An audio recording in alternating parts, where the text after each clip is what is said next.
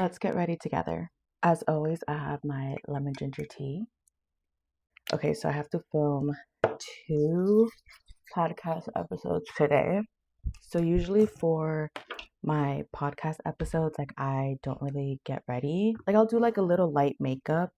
I'll usually do like, the tinted moisturizer that I like to use and put like a little bit of eyeshadow, and that's pretty much it.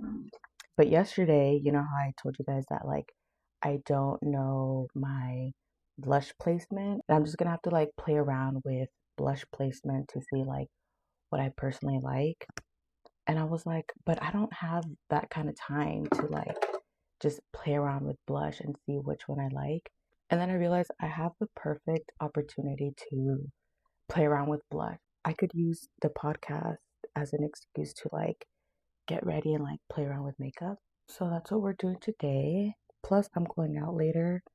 So I was like, okay, perfect. I have 2 excuses to play around with makeup.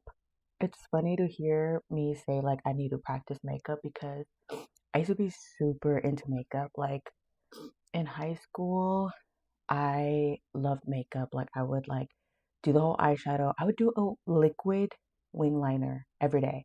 And I would stay watching all the beauty influencers from back then. I used to watch like Jaclyn Hill. I used to watch Nicole. I used to watch Manny. I used to watch a lot of beauty influencers because I just loved makeup. So I always knew what product was gonna launch. I knew the top products for each skin concern. Like I loved makeup, and I actually thought I would be like a makeup artist growing up. But this was before um beauty influencers were like making like that much money. So back then I didn't think being like a makeup artist would be like a good job financially. Boy, was I wrong. So I ended up not pursuing makeup, but I did have like a really big passion for it. But anyways, then I went to college, and that's when I entered survival mode, and I stopped doing my makeup, I stopped doing my hair, like I stopped dressing up. I stopped caring about my appearance basically. But also at this point too, like it was the big shift in the makeup community because it stopped being about the art. Hold on, I really need to concentrate on this part.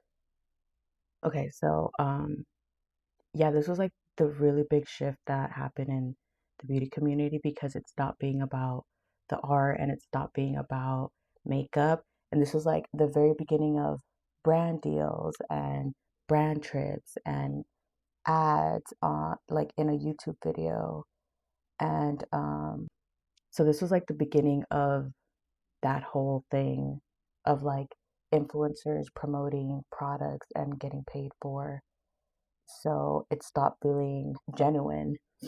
And then also around this time, there was like a lot of drama in the like beauty community, and it stopped being, like I said, about the art and being girly and stuff. And now there's dramas and apology videos and racist scandals coming out. Like it started getting a little toxic. So I kind of stopped watching all the makeup gurus because, like I said, like I entered survival mode, so like I wasn't really getting ready. I didn't really care about my appearance anymore. Honestly, didn't have time to like do makeup and watch a 40-minute video on a makeup tutorial. So that's how I ended up just falling off of makeup. And honestly, it's only been recent that I like started getting to makeup again. But girl, there's like so many new like techniques and like products, all the blush placement, like that wasn't really a thing back then. Like it was just you just put blush. Right now what I'm doing is underpainting. Like that wasn't a thing back then. Um, when you put a bunch of bronzer on your nose to look really tan, like that's kind of new. Like there's all these like new techniques. So unfortunately, like not only did I like lose my like makeup abilities, but also there's like a bunch of new techniques that were like not a thing back then. Also, like I need like a new makeup kit because my makeup kit is stuck on 2016 probably. Like I still have my super bright shade tape that is clearly not my color. That was like all the rave back then. The LA Girl contour thing, which is clearly so not my shade. And I still have all the freaking blinding highlighters from, that era. So I clearly desperately need an upgraded makeup kit because, yeah, if you see my kit, you'd be like transported to 2016.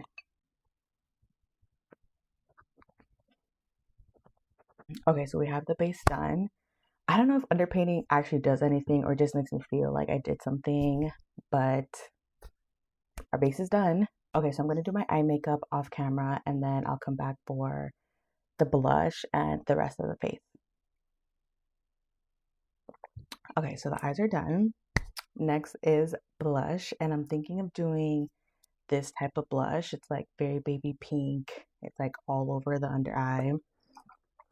The only problem is I only have one pink that's like baby pink.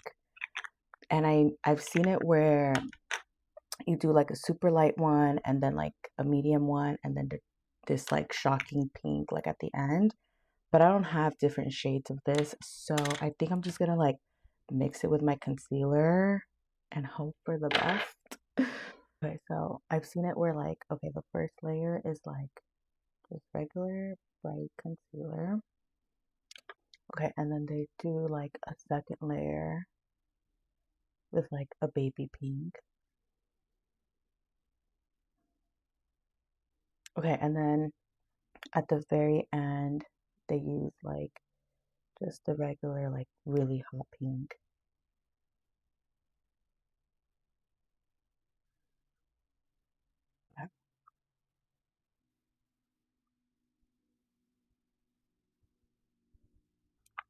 Okay, I think we could go a little more, but I think the technique is working. So a little concealer.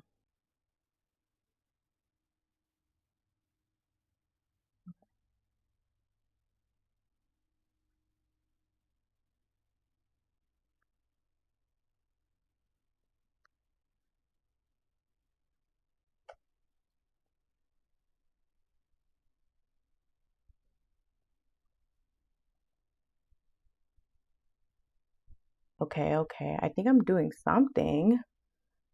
I don't know if it's right, but I'm doing something. So I do have like pink setting powder. Okay, I still see a little something something. So I think we could make it pop with some blushes.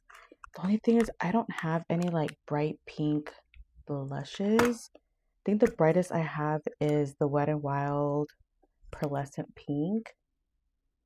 But this one has a lot of shimmer. I don't know if I should put it under my eyes. And then I have the Maybelline. Do you guys remember this one? I forgot what's the name, but it used to be so popular. Luminoso. But this one too also has like shimmer. I don't know if I should put that under my eyes. Damn it. Okay. Maybe I have eyeshadows that could work as blush. Okay, I have this palette from Juvia's Palace. I don't know if these pinks are gonna be like too much though.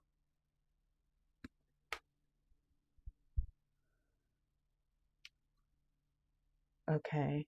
Maybe I'll just go super light-handed.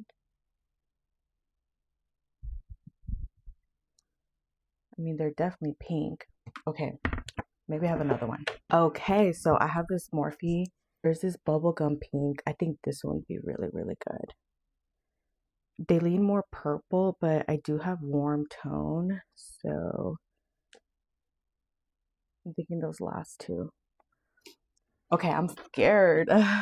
So, okay, I'm thinking this bright one will be for like under the eyes.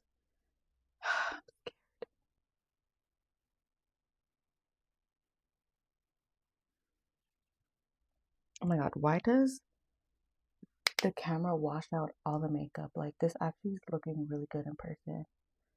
I'm thinking this like deeper purple for more the outside blush.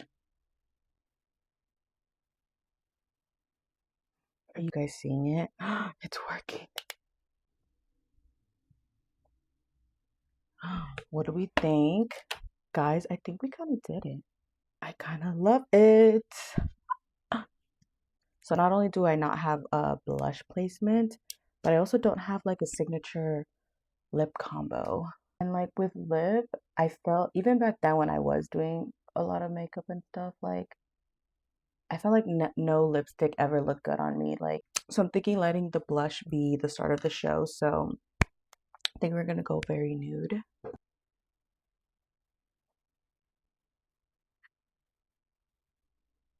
Okay, so what do we think of the makeup look? I think for my first time attempting this like under the eye blush, I think it came out really, really good. Definitely need like a few more practices because I feel like I could bring it even closer to my nose next time. But I kind of really like how it came out. So, okay, so I'm gonna go do my hair and film these two videos for you guys. So I hope everyone has a wonderful Saturday.